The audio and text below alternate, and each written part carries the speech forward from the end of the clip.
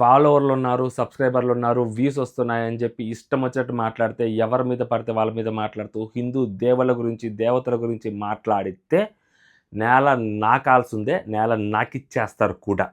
So, Anvesh విషయంలో అదే జరిగింది.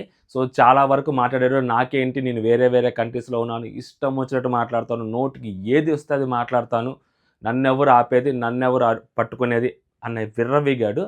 సో, మనం ఒకటి తలిస్తే దైవం ఒకటి తలుసుద్ది కదా! సో, దేవుడు దెబ్బ కొడితే ఎలా ఉంటదంటే, సో, చాలా గట్టిగా తగులుద్దనమాట దెబ్బ. సో, అదే విషయం అన్వేష్‌కి జరిగింది. అన్వేష్ అకౌంట్ 10,00,000 దగ్గర దగ్గర 13,00,000 ఫాలోవర్స్ ఉన్న ఇన్‌స్టాగ్రామ్ అకౌంట్‌ని మెటా సస్పెండ్ చేసింది. ఇది లేటెస్ట్ న్యూస్ అనమాట. Confirmed news. అంతేగాదు. సో, ఇదొక్కటే గాదు. దీనికి ఇంకా చాలా జరిగింది. దాని గురించి మాట్లాడుకుందాం. అసలు ఎందుకు జరిగింది? ఎవరి వల్ల జరిగిందనేది మాట్లాడుకుందాం. So, hello all, welcome to our channel. నా పేరు మహేష్ చంద్ర. కొత్తగా మన ఛానల్ చూస్తుంటే సబ్స్క్రైబ్ చేసుకోండి. ఈ వీడియోని లైక్ చేసి చూడండి. ఎక్కువ మందికి రీచ్ అవుతది. సో, అన్వేష్ ఏ రోజైతే ఒక 3 నెలల క్రితం సో, హిందూ దేవతల గురించి, ఎస్పెషల్లీ దేవతల గురించి, రామాయణం గురించి, మహాభారతం గురించి వక్రీకరించి మాట్లాడాడో, సో, ఆ నిమిషం ఆ రోజే చాలామంది అతన్ని ఖండించారు. అప్పటికే తనకి ఫాలోవర్లు తగ్గిపోతూ ఉన్నారు. ఇప్పటికి కూడా అక్కడక్కడ తనకి వ్యూస్ వస్తూనే ఉన్నాయి. సో, ఎప్పుడైతే ఆయన హిందువుల గురించి, హిందూ దేవతల గురించి మాట్లాడతారో, సో, బీజేపీ పార్టీని తీసుకొచ్చి మధ్యలో మాట్లాడితే, బీజేపీ పార్టీని తీసుకురావటం వల్ల ఎగైనిస్ట్‌గా ఉండేవాళ్ళు చూస్తారేమో తప్పితే, సో, నార్మల్‌గా తన వీడియోస్‌కి రీచ్ చాలా వరకు తగ్గింది. అలాంటి వ్యక్తి సో, దాని తర్వాత హిందూ దేవతలని దగ్గర ఆగకుండా గరికపాటి నరసింహారావు గారి గురించి కూడా మాట్లాడారు. సో, తెలుగులో అవ్వచ్చు ఆయన సనాతన ధర్మం గురించి, హిందూ దేవతల గురించి, హిందూ దేవుల గురించి, రామాయణ మహాభారతాల గురించి ఆయన కానీ, సో, ఆయనతో పాటు చాగంటి కోటేశ్వరరావు గారు కానీ, సో, వాళ్ళు ప్రవచనకర్తలుగా మారి, సో, హిందూ ధర్మం గురించి సో, నలుగురికి తెలియచేయాలి, నలుగురికి గొప్పగా చెప్పాలి, అర్థం చేసుకునేలా చెప్పాలని చెప్పి వాళ్ళు చేస్తూ ఉంటారు. 2 తెలుగు రాష్ట్రాల్లో. అలాంటి ఒక వ్యక్తి గురించి ఇష్టం వచ్చినట్టు నోటికి అడ్డు, ఆపు లేకుండా వయసులో పెద్దవాడని కూడా చూడకుండా మన నోటికి ఏదొస్తే అది మాట్లాడడం. సో, జనాలు చూస్తారులే. ప్రతిదీ మనం ఎంటర్‌టైన్‌గా మాట్లాడితే అందరూ వింటారు, చూస్తారు. ఇష్టం వచ్చినట్టు బూతులు తిట్టేద్దాం. ఎవ్వడైతే ఏంది మనకి. మనం బూతులు తిడితేనే మనకి వ్యూస్ ఎక్కువొస్తాయి.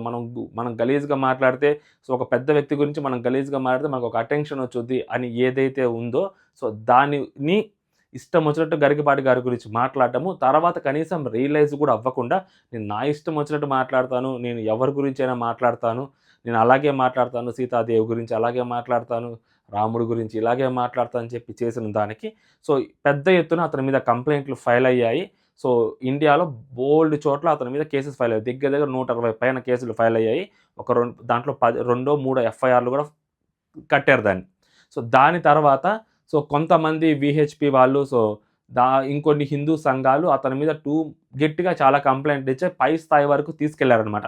అతన్ని అరెస్ట్ చేస్తారా అన్న దాకా తీసుకెళ్లారు. ఆఫ్‌కోర్స్ అరెస్ట్ చేయడానికి మేబీ ఆ స్కోప్ లేకపోయుండొచ్చు. అతను వేరే వేరే ప్రదేశాల్లో ఉంటాడు కాబట్టి, సో, అంత దూరం అతని మీద అంత ఫోకస్ పెట్టాల్సిన అవసరం అక్కడి దాకా వెళ్లి అతన్ని తీసుకురావాలి. సో, దేశంలో బోలెడు సమస్యలున్నాయి. ఇదొక పెద్ద సమస్యగా కాదు. అంత దూరం వెళ్లి అతన్ని పట్టుకురావాలి, ఇయన్నీ చెయ్యాలి. ఇండియా వస్తే మేబీ అరెస్ట్ చేస్తారు ఖచ్చితంగా. లుకౌట్ నోటీసులు జారీ చేస్తారు కాబట్టి పట్టుకుంటారు. బట్ వేరే దేశాలకెళ్ళి తీసుకురావాల్సిన అవసరం లేదు. ఎందుకంటే దానికి వేరే వేరే డాక్యుమెంట్స్ కానీ, సో, వేరే ప్రొసీజర్స్ కూడా ఉంటాయి. అంత పెద్ద ప్రొసీజర్ అతన్ని పెట్టి అతన్ని తీసుకొచ్చి అతన్ని హైలైట్ చేయాల్సిన అవసరం లేదని చెప్పి ఒక పాయింట్‌లో ఆగారు. బట్ కానీ ఇక్కడ అయితే హైదరాబాద్ పోలీసు, సీసీఎస్ పోలీసులు ఎవరైతే ఉన్నారో సో, వాళ్ళు మెటాకి సో, ఒక లెటర్ రాశారు. సో, ఇతను ఇన్‌స్టాగ్రామ్ అకౌంట్ ఏదైతే ఉందో, సో, ఆ ఇన్‌స్టాగ్రామ్ అకౌంట్ యూజ్ చేసుకొని మత విద్వేషాలను రెచ్చగొడుతున్నాడు. మతపరమైన మాటలు మాట్లాడుతున్నాడు. సో, తన ఇన్‌స్టాగ్రామ్ అకౌంట్‌లో ఇష్టం వచ్చినట్టు, తనకి నోటికొచ్చినట్టు వేరే వాళ్ళ మనోభావాల్ని ఒక హిందూ భక్తుల మనోభావాలను దెబ్బతీసేలాగా మాట్లాడుతున్నాడు. సో, చాలామంది వ్యక్తుల గురించి తప్పుగా మాట్లాడుతున్నాడు. అతని అకౌంట్‌ని సస్పెండ్ చేయండి అని చెప్పి మెటాకి ఎప్పుడో లేఖ రాశారు. ఇప్పుడు కాదు. లేఖ రాసి కూడా చాలా రోజులైంది. సో, లేఖ రాశారు. దాంతో పాటు చాలామంది అతని పేజ్ ఎవరైతే ఉందో నా అన్వేషణ పేజీ, ఇన్‌స్టాగ్రామ్ పేజీ. సో, ఆ పేజ్‌ని చాలామంది రిపోర్ట్స్ కొట్టారు. చాలా వేలల్లో రిపోర్ట్స్ కొట్టారు. ఇన్‌ఫాక్ట్ లక్షలు కూడా అయ్యుండొచ్చు. సో, కరెక్ట్‌గా తెలియదు గానీ రిపోర్ట్స్ కొట్టారు. సో, రిపోర్ట్స్ కొట్టిన కొన్ని రోజులకి రీసెంట్‌గా ఈరోజు ఇంతాక మేబీ ఒక 2 గంటల క్రితం, 3 గంటల క్రితమో నేను చూసింది ఇప్పుడే. 2 గంటల క్రితం అయ్యుండొచ్చు. సో, అతని అకౌంట్ బ్లాక్ చేశారు. అతని అకౌంట్ ఆల్మోస్ట్ డిలీట్ చేసినట్టే. సో, మెటా సస్పెండ్ చేసింది. మెటా అకౌంట్‌ని సస్పెండ్ చేయడమే కాకుండా మెజారిటీ అతని ఫీడ్ ఏదైతే ఉంటదో ఇన్స్టాగ్రామ్లో అతని ఫీడ్ కూడా డిలీట్ చేసేశారు. సో మేబీ దాని తర్వాత అది వచ్చుద్దా రాదా అనేది ముందుకెళ్ళి మాట్లాడుకుందాం డౌన్ ద లైన్. బట్ ఇప్పటికైతే మాత్రం సో చాలా పెద్ద దెబ్బే తగిలింది అన్వేష్కి. ఇప్పటికే ఫాలోవర్స్ తగ్గిపోతూ ఉన్నారు. ఇన్స్టాగ్రామ్లో 1.6 మిలియన్స్ ఉండేవాళ్ళు 1.3 మిలియన్ దాకా వచ్చారు. నాన్వేష్ నా యూట్యూబ్ ఛానల్ అవ్వచ్చు, ప్రపంచ యాత్రిక యూట్యూబ్ ఛానల్ అవ్వచ్చు, దాంట్లో కూడా ఎక్కువగా ఉండే ఎవరైతే సబ్స్క్రైబర్లు ఉంటారో వాళ్ళు కూడా అన్సబ్స్క్రైబ్ చేసుకోవడం మొదలుపెట్టారు ఆ ఇష్యూస్ తర్వాత. సో కొంతమంది ఫాలో అవుతూనే ఉంటారు, కొంతమంది ఎంటర్టైన్మెంట్ ఫీల్ అవుతూనే ఉంటారు, నువ్వు చేసిన తప్పే కాదని వాళ్ళు కొంతమంది ఫాలో అవుతూ ఉండొచ్చు. ఓకేనా, ఆ బూతులకి కానీ సంథింగ్ అతనిచ్చే కంటెంట్కి కానీ ఎంటర్టైన్ అయ్యే వాళ్ళు ఉంటారేమో కానీ, but rather than that so CCS పోలీసులు చాలా గట్టిగా తీసుకున్నారు. ఎవరైతే సజ్జనార్ గారితోటి ఈయన మీటింగ్ పెట్టి ఆ టైంలో బెట్టింగ్ యాప్స్ మీద మాట్లాడుతూ ఇతను ఆయనతో మాట్లాడినప్పుడు కూడా సో పెళ్లి గురించి మాట్లాడినప్పుడు కూడా వల్గర్గా అతను కూడా సమాధానం ఇచ్చాడు. ఆ మూమెంట్లో ఈయనకి ఎలా రెస్పాండ్ అవ్వాలో తెలియక సజ్జనార్ గారు హి అని ఒక నవ్వు నవ్వారు. సో అలాంటి సజ్జనార్ గారే చాలా సీరియస్గా తీసుకున్నారు, చాలా సీరియస్గా రెస్పాండ్ అయ్యారు ఈ విషయంలో. ఎందుకంటే ఒత్తిడి చాలా గట్టిగా ఉంది వీళ్ళ మీద. ఎందుకంటే ఆ విషయం చాలా పెద్ద విషయం అయింది.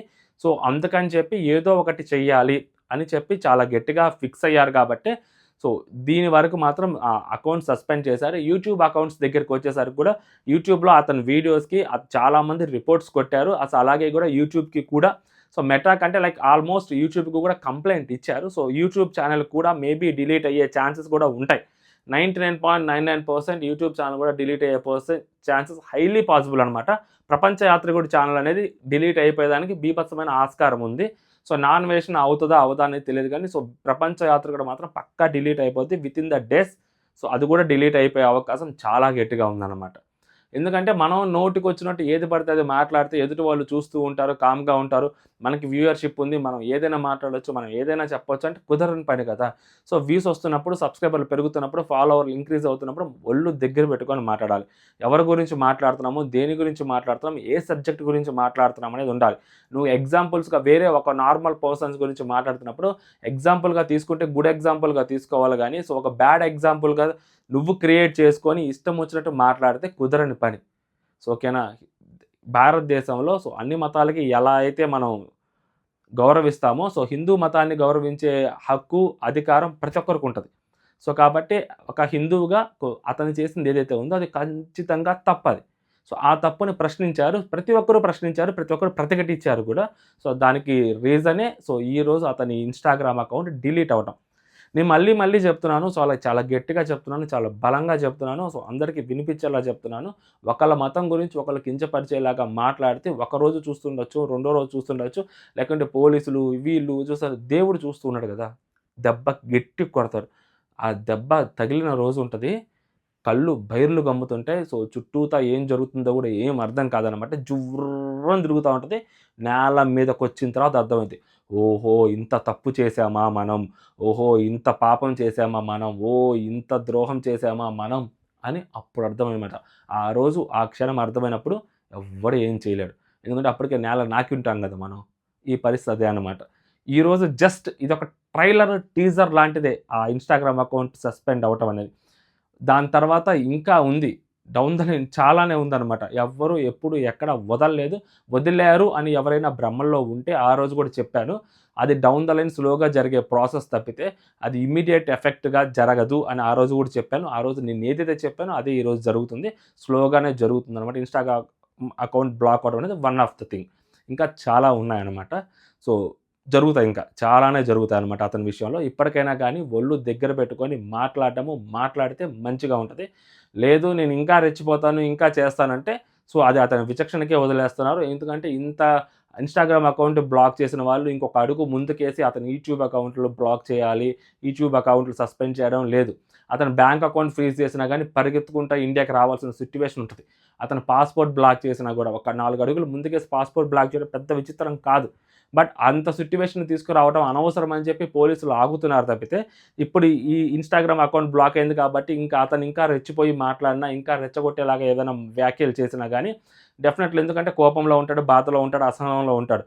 సో ఇలాంటప్పుడు ఏవైనా మాటలు జారినా, మాటలు తూలినా కానీ సో డెఫినెట్లీ ఆ కాన్సిక్వెన్సెస్ అనేవి ఫేస్ చేయడానికి సో అన్వేషణ రెడీగా ఉండాల్సి వచ్చింది. సో ఇదన్నమాట ఓవరాల్గా.